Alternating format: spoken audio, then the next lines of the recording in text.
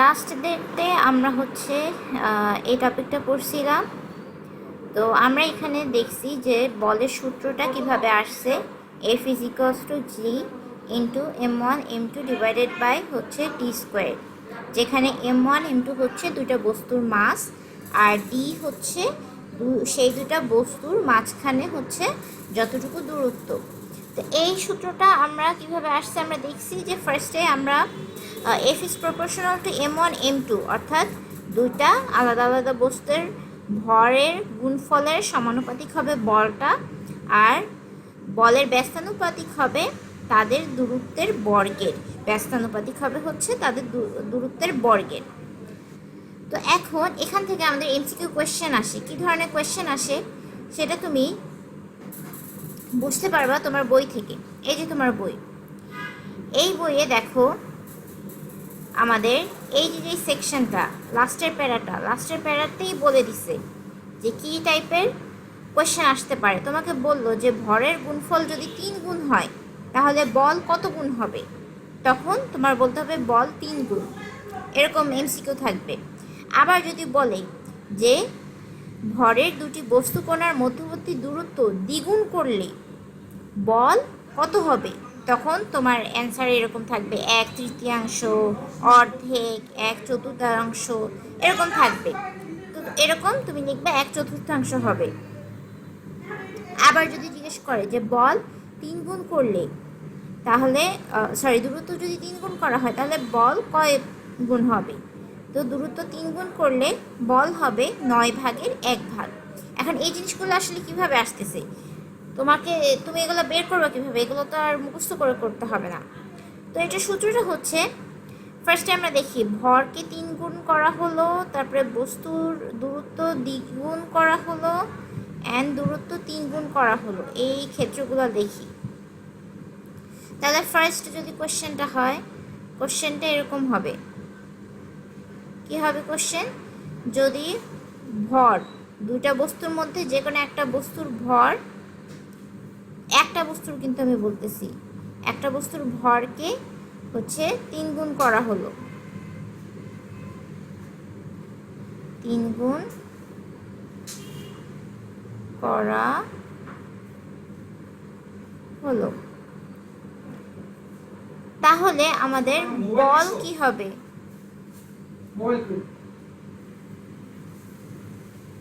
বলটা কি হবে? তাহলে আমরা কি জানি? আমরা জানি যে F is proportional to M1 M2, তাই না? এখন আমরা বলছি যে কোনো একটা ভর দ্বিগুণ করা হলো, অর্থাৎ লেটস সে আমরা M1কে দ্বিগুণ করলাম, 3 গুণ করলাম, তাহলে কি হবে 3M1 ইন্টু M2। তাহলে এই বলের সাথে ভরের হচ্ছে সমানুপাতিক সম্পর্ক হইলে আমরা যদি এই ভরটাকে 3 গুণ করি তাহলে আলটিমেটলি আমাদের বল যেটা সেটাও 3 গুণ হয়ে যায়। কিভাবে? তুমি দেখো 3 সাথে M1 আর M2 গুণ আকারে এসে যায়, আর M1 M2 কি বল, ব্যাপারটা কি বুঝতে পারছো? তোমার ফার্স্টে ছিল M1 M2, এরপরে তোমাকে বললো যে না তুমি 3 গুণ ভর করবে, অর্থাৎ 3M1 হয়। এখন তো আর M1 শুধু থাকবে না, এখন কি হবে 3M1। তো আমি তাই বসাইছি, আমি কি বসাইছি 3M1 বসাইছি M1 এর জায়গায়, আর M2 এর জায়গায় তো M2 থাকবে, ওইটা আর বাড়ে নাই, ঠিক আছে? তাহলে M2 থাকবে।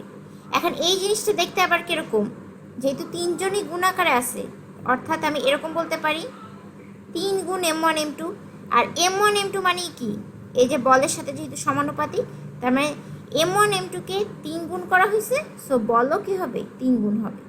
তাহলে সুতরাং আমাদের বল কি হবে 3 গুণ হবে।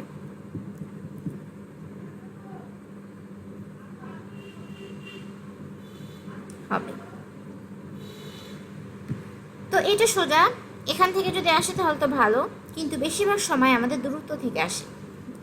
কি বলবে? দূরত্বকে আমি ডি লিখি, ঠিক আছে? তো দূরত্বকে আমি কি করছি, দূরত্বকে যদি দ্বিগুণ করা হয়, দূরত্বকে 2 গুণ করা হলে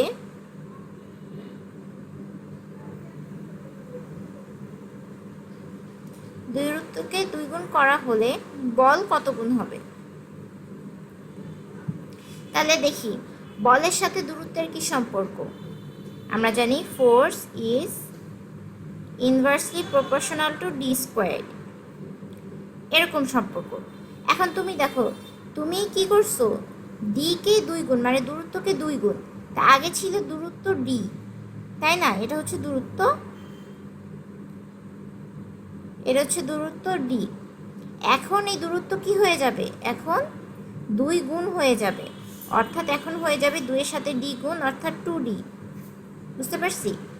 তাহলে এই ব্যাপারটা এখন কি হচ্ছে, 1/d স্কোয়ারে আমরা বসাবো 1/2d হোল স্কোয়ার, কারণ এখন তো ডি নাই, ডি এর জায়গায় কি হবে 2d, তো ডি এর জায়গায় আমরা 2d বসাইছি, 2d হোল স্কোয়ার।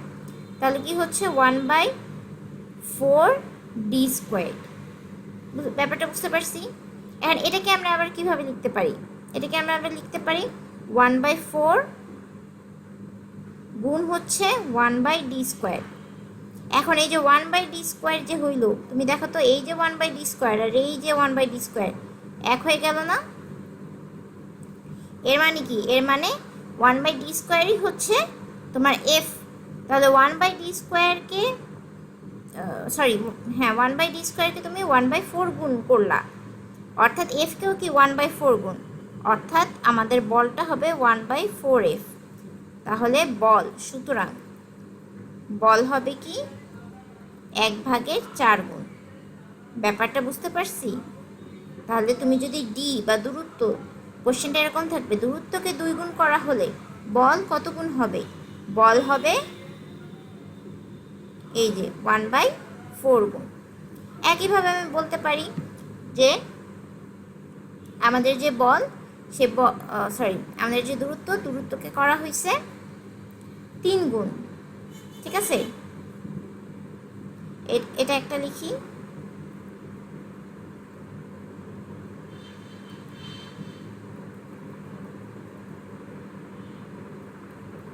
আমাদের যে দূরত্ব সেটা ডি এখন করা হবে কি 3 গুণ মানে 3d করা হবে, 3 গুণ ডি মানে 3d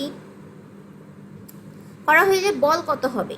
দেখো আগে আমরা জানি কি F is proportional to 1/d square. এবার 1/d স্কোয়ারের জায়গায় কি হবে 1/3d, 3d দেন হোল স্কোয়ার দিবা। এটা কিন্তু অনেকে ভুল করে, হোল স্কোয়ার দেয় না। তো 1/3d হোল স্কোয়ার দিলে কত হয়? এটা হয় 1/9d স্কোয়ার। এবার এটাকে আমরা কিভাবে লিখতে পারি? এটাকে আমরা লিখতে পারি 1/9 গুণ হচ্ছে 1/d স্কোয়ার। তো এই যে আমাদের 1/d স্কোয়ার, এটাই কি এফ এর সমানুপাতিক, তাই না?